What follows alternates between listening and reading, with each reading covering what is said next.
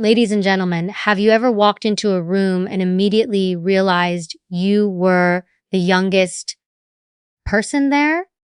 Everyone seems more experienced, more established, more confident. They speak with authority, make decisions quickly, and somehow command attention without even asking for it.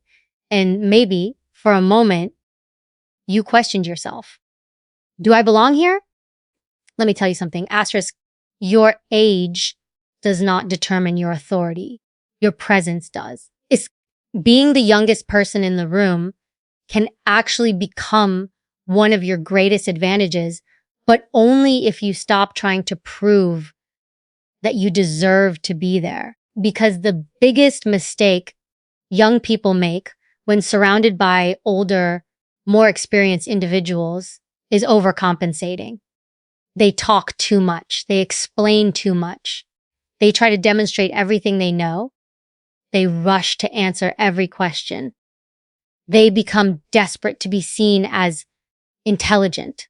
And the moment you start trying to convince people that you're powerful, you often communicate the opposite. Real authority doesn't need to announce itself. It doesn't need to dominate every conversation. It doesn't need to be the loudest voice in the room. Authority is the ability to remain composed when everyone else is trying to establish their position. It is knowing when to speak and when silence is more powerful. It is asking the right question instead of pretending to have every answer. It is listening carefully enough that when you finally speak, people pay attention. And here's what most people don't understand. Asterisk, people don't automatically respect experience. They respect competence, confidence, consistency, and emotional control. You can be 25 sitting across from someone who is 55. And if you carry yourself with clarity, discipline, and composure, that person will notice. Not because you're trying to intimidate them, because you aren't intimidated by them. Today, we're going to break down 3 subtle ways you can command authority when you're the youngest person in the room, not through arrogance, not through aggression, not by pretending to know everything, but through the kind of quiet confidence that makes people take you seriously before you even finish your first sentence. Because your goal isn't to prove you're the smartest person in the room. Your goal is to become the person whose presence changes the room. And once you understand how to do that, being the youngest won't feel like a disadvantage anymore. It will become part of your power. The first thing you need to understand when you're the youngest person in the room is that you don't have to prove yourself to everyone around you. That instinct to constantly demonstrate how smart you are, how much you know, how capable you are, or how experienced you are can actually weaken the authority you're trying to build. The moment you walk into a room thinking, I need these people to know that I belong here, you put yourself in a defensive position. You're no longer focused on the conversation, the problem, or the opportunity. You're focused on how you're being perceived. And when you're focused on being perceived as competent, you often become less competent in the moment because your attention is divided between performing and actually thinking. Authority starts with preparation. If you have done the work, studied the subject, understood the situation, and prepared yourself before entering the room, you don't need to advertise all of that. You can simply participate. You can listen. You can observe. You can wait until you have something valuable to contribute. That's a completely different energy from someone who is desperately trying to establish credibility. One person is asking, do they think I'm smart? The other is thinking, what does this situation actually require? people notice that difference. You also have to stop confusing confidence with having an answer for everything. Some of the most insecure people in professional and social environments are the ones who feel compelled to answer every question immediately. They don't want anyone to discover that they don't know something. So they guess, exaggerate, or start talking in circles. Don't do that. If you don't know, you can say, I don't have that information yet. Let me look into it. That sentence doesn't make you weak. It demonstrates self-awareness. It tells people that your ego isn't controlling your judgment. Your results will always speak louder than your explanations. You can tell people that you're disciplined, but eventually they will see whether you're prepared. You can tell people that you're reliable, but eventually they'll see whether you follow through. You can tell people you're capable, but eventually they'll see what happens when you're given responsibility. This is why you should spend less time managing your image and more time building your substance. And don't be afraid of silence. Young people sometimes feel pressure to respond instantly because they believe hesitation will make them look inexperienced. But taking a few seconds to think before answering can make you appear more deliberate, not less confident. Listen to the question, process it, then respond with clarity. You don't have to race older or louder voices to be respected. There will also be moments when someone challenges you simply because you're young. They may interrupt you, question your judgment, dismiss your idea, or remind you of their experience. Your responsibility isn't to become defensive. Your responsibility is to remain grounded. You can acknowledge their experience without surrendering your position. You can say, I understand your perspective. Here's what I'm seeing from the information we have. Calmly, clearly, without trying to win an emotional battle. The goal is not to convince everyone that you're exceptional. The goal is to become so prepared, so consistent, and so useful that people don't need convincing. When your work is strong, your judgment is sound, and your behavior remains steady under pressure, your age becomes just another detail in the room rather than the defining characteristic of your presence. When you are the youngest person in the room, one of the fastest ways to establish authority is to change the way you speak. Not by making your voice louder, not by using complicated words, and certainly not by trying to sound older than you are. Authority comes from being deliberate. It comes from speaking with enough control that people can feel you are comfortable with your own thoughts. You don't rush to answer because you're afraid someone else will speak first. You don't fill every silence because you're uncomfortable with what people might think. You allow yourself a moment to think, and then you speak with purpose. Pay attention to people who naturally command attention. They rarely compete for every second of conversation. They don't interrupt constantly. They don't explain the same point 5 different ways because they're afraid nobody understood them. They make a statement, support it when necessary, and allow it to stand. That's a skill you can develop. Before you speak, ask yourself, what is the most important thing I need to communicate here? Then communicate that thing clearly. One of the biggest mistakes you can make is talking faster when you're nervous. Speed often communicates uncertainty. Even when your actual idea is strong, when you slow down, you give your words weight. You also give yourself time to choose better words instead of reacting impulsively. This doesn't mean speaking unnaturally slowly or forcing a dramatic voice. It means removing the frantic energy from your communication. Take a breath, Look at the person you're speaking to. Finish your sentence, then stop. You also need to eliminate unnecessary qualifiers. Instead of saying, I might be wrong, but I kind of think maybe we could possibly try this, say, I recommend we try this. Notice the difference. The second statement isn't arrogant. It's clear. If you have evidence behind your recommendation, you don't need to weaken it before anyone has even challenged it. You can remain open to correction without presenting yourself as uncertain. But confidence doesn't mean pretending to know something you don't know. In fact, one of the most powerful things you can say is, I don't know yet.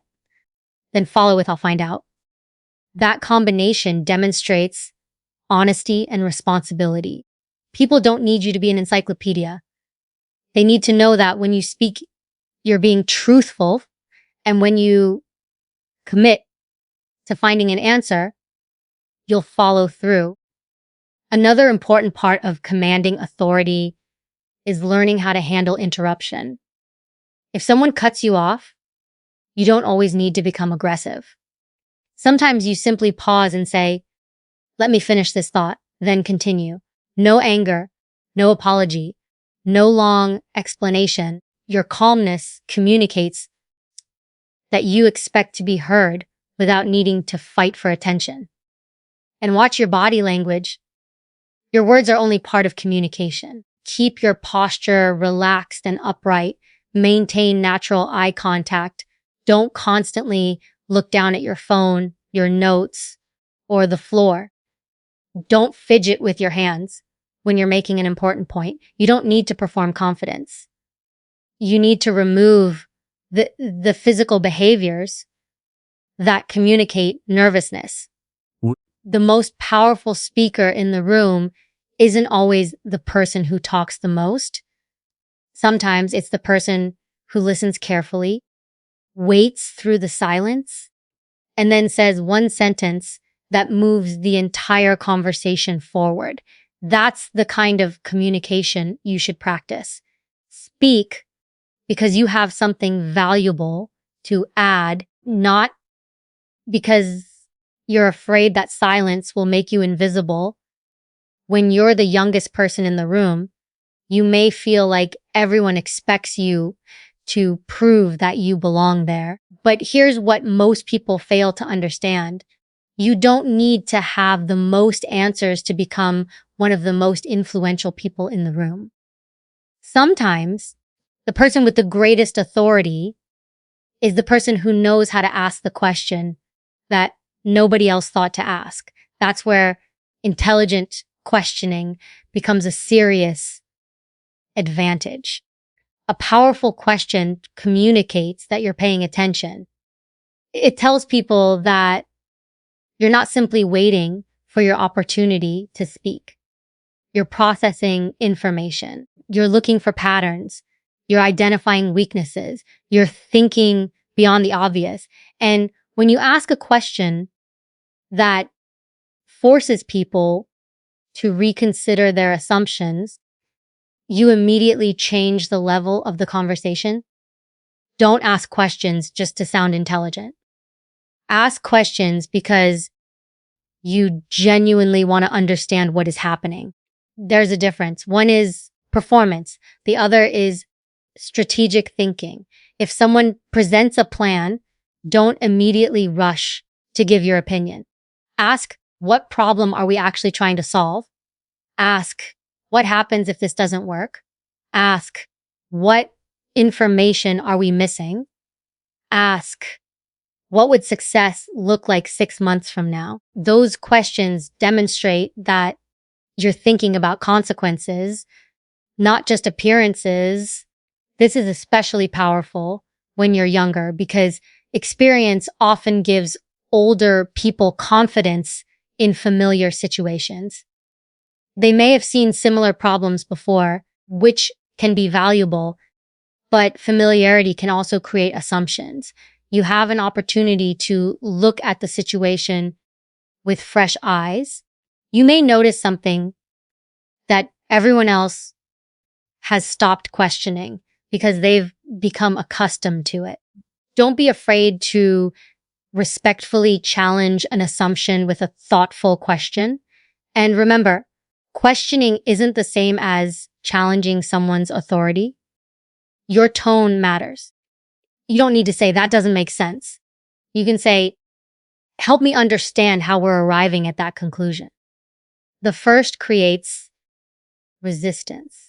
The second opens a conversation.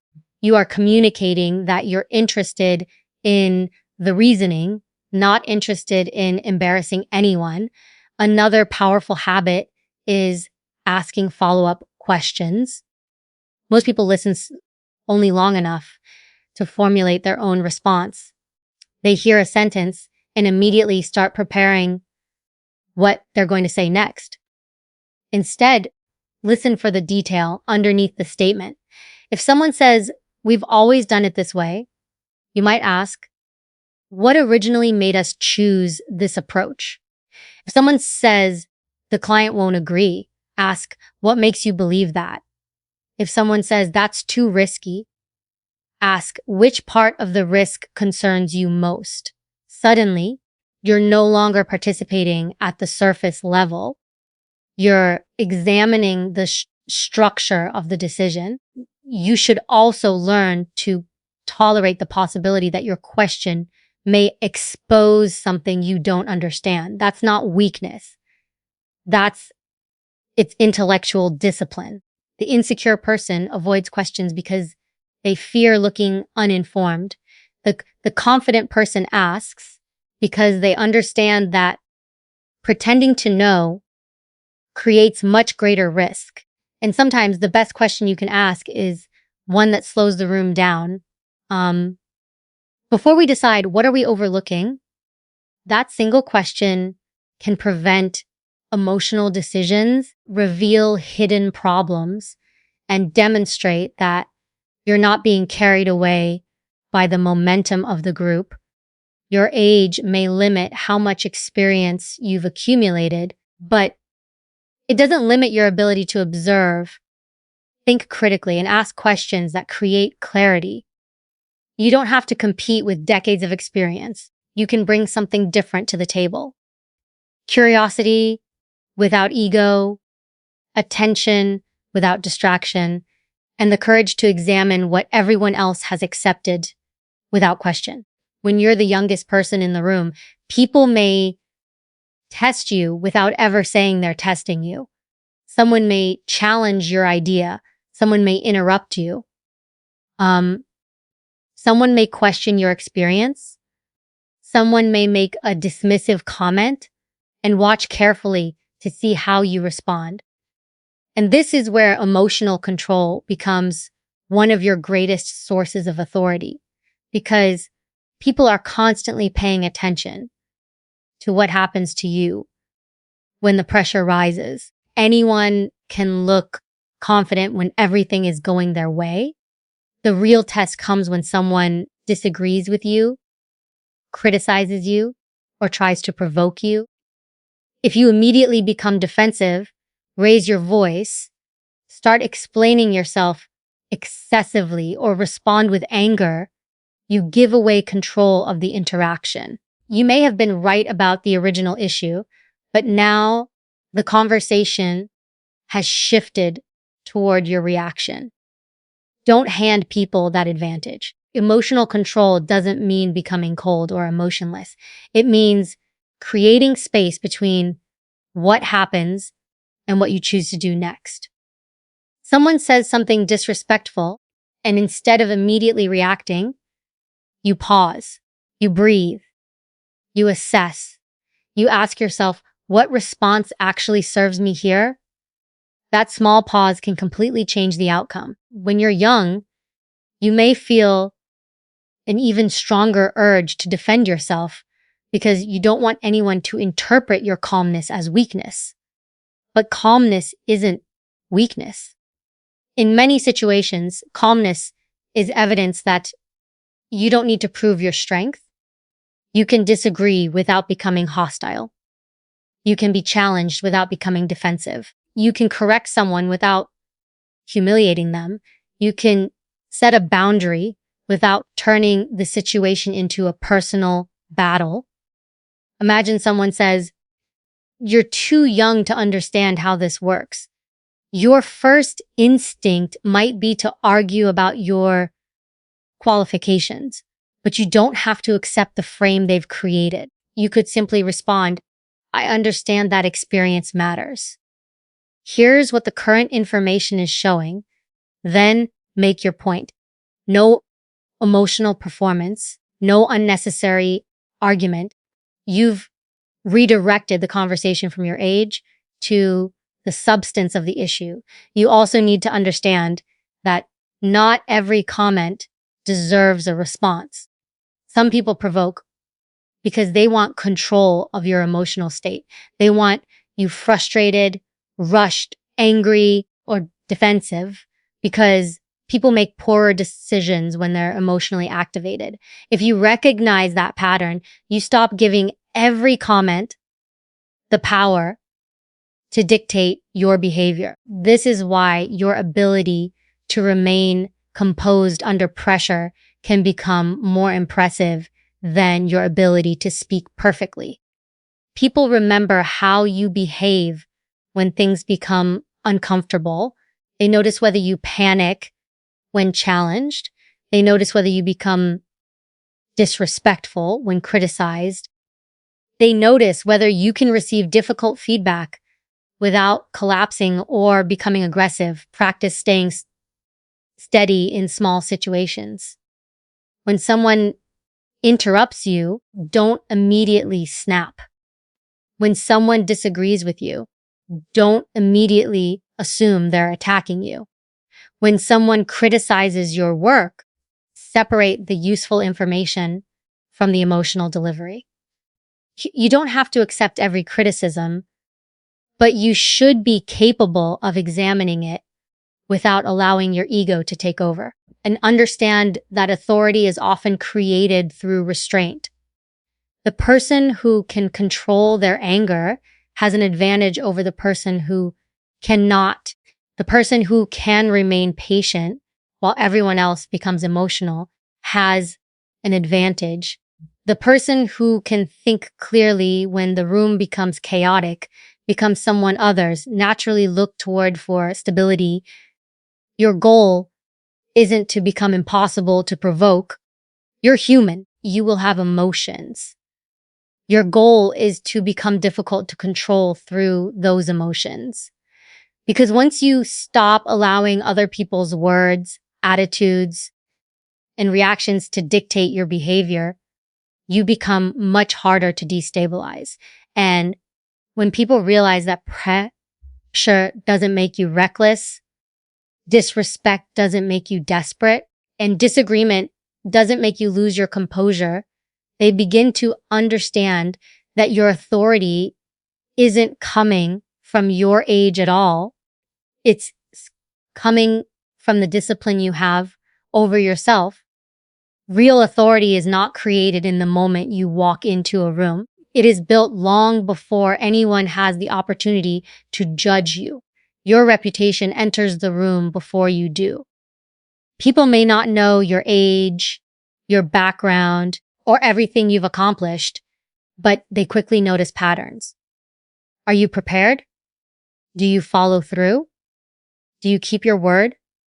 Do you remain consistent when nobody is watching? These details create a reputation that eventually seeks for you. When you're the youngest person in the room, you may believe you have to overcome your age by talking more, acting more confident, or trying to appear more experienced. But there's a better strategy. Become known as the person who can be trusted. If someone gives you a responsibility, handle it. If you say you're going to do something, do it. If you make a mistake, acknowledge it and correct it. If you don't know something, learn it. These simple behaviors, repeated over time, create something that cannot be manufactured through words. Consistency is one of the most underestimated forms of authority. Anyone can perform for a day, Anyone can show up prepared when they know they're being watched. Anyone can sound confident during a successful moment. But when people see the same discipline from you repeatedly, their perception changes. They stop thinking, he's young. They start thinking, he's reliable. That's a much more powerful position. Your reputation is also built through how you handle small commitments. People often think authority comes from major achievements, but trust is usually created through ordinary moments. You respond when you said you would. You arrive prepared. You meet deadlines. You don't make excuses every time something goes wrong. You don't disappear when responsibility becomes uncomfortable. You don't need to announce these qualities because other people experience them directly, and don't underestimate the power of preparation. Before an important meeting, know the facts, understand the issue, anticipate the questions, think about objections, know what you want from the conversation. Preparation creates a calmness that people can feel. When you know your material, you don't need to rush. You can listen without panic because you aren't afraid of being exposed. You can answer questions with clarity because you've already considered them. There is another part of reputation that younger people sometimes overlook: how you treat people who have nothing to offer you. If you're respectful only toward people who can advance your career, people will eventually notice. Real credibility includes consistency in character. Be professional with the assistant, respectful toward the newest employee, patient with the person who disagrees with you, and accountable when you make a mistake. Your character becomes part of your reputation, whether you intend it to or not. You should also become comfortable letting your results speak without constantly reminding everyone about them. If you accomplish something, you don't need to turn every conversation into an advertisement for yourself. Confidence can say, here's what I accomplished, here's what I learned, and here's what I recommend next. Insecurity says, let me make sure everyone knows how impressive I am. The difference is subtle, but people feel it immediately. Your goal is to build a reputation so consistent that when your name comes up, people already have an expectation of what you're going to bring: preparation, discipline, honesty, competence, and follow through. At that point, your age becomes less important because people aren't evaluating you based on how old you look. They're evaluating you based on what they've repeatedly experienced from you. And understand that reputation compounds. One strong decision won't transform how everyone sees you. One successful project won't automatically establish authority, but hundreds of small decisions can.